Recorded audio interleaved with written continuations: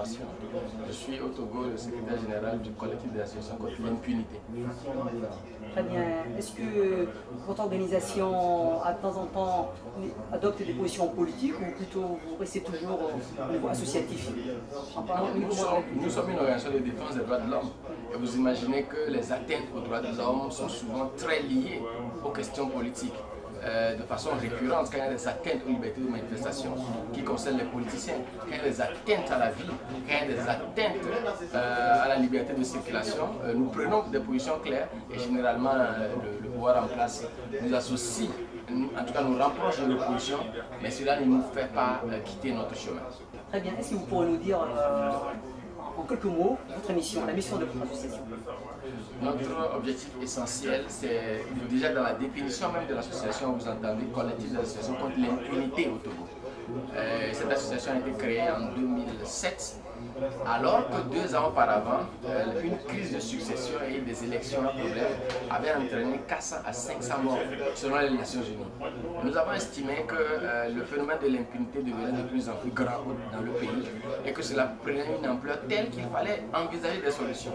Et notre démarche effectivement a consisté à accorder une assistance juridique et judiciaire aux victimes pour les aider à porter plainte devant les tribunaux, de sorte à obtenir réparation et de sorte qu'ils puissent aussi connaître la vérité sur les faits et les auteurs qui leur sont arrivés. À part donc cet aspect accompagnement juridique et judiciaire, nous faisons aussi un travail dans le sens du renforcement des capacités des acteurs de la société civile justement sur les questions liées aux droits de l'homme et à l'impunité. Mais est-ce que vous avez des relations avec d'autres associations en Afrique de l'Ouest? Parce qu'il me semble que si vous êtes isolé à l'intérieur de votre pays, il se peut que vos actions rencontrent parfois des difficultés, d'obstacles de la part du gouvernement. Non, nous avons la chance, nous qui avons donc créé ce collectif contre l'impunité, d'avoir milité dans différentes organisations et chacun avait ses réseaux. Donc d'abord au niveau national, effectivement, nous ne travaillons pas seuls.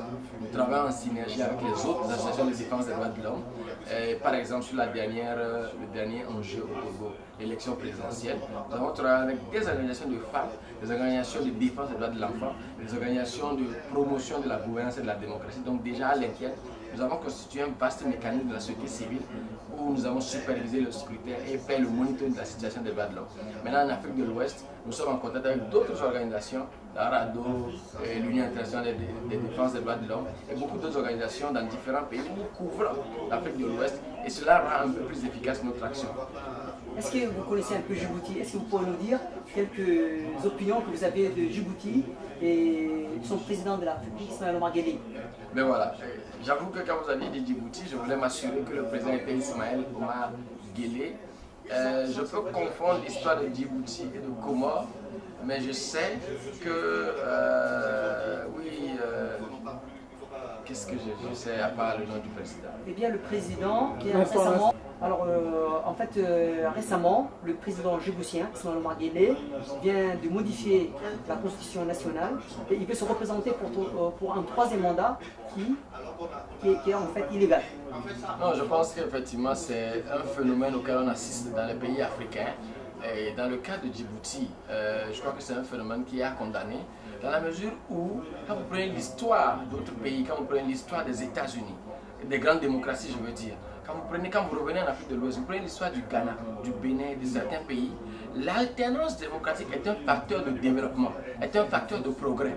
Et on ne peut pas nous faire croire qu'à Djibouti, après avoir terminé les mandats qui lui sont consacrés, 2 mandats, que le président djiboutien ne peut pas nous faire croire qu'il a entamé un chantier aussi important que c'est lui seul qui est à même de terminer ce mandat. Et je crois que l'histoire même des modifications de la Constitution témoigne de l'échec de nos chefs d'État. Si le président Omar Guelleh veut modifier la Constitution, cela suppose que ce n'est pas un bon leader, parce qu'un bon leader doit être celui-là qui doit préparer la relève, doit être celui-là qui, parce qu'il sait qu'il a un mandat précis à faire, que ce mandat sera renouvelé, il sait alors qu'il doit préparer la relève au sein de son parti ou même laisser le jeu se jouer.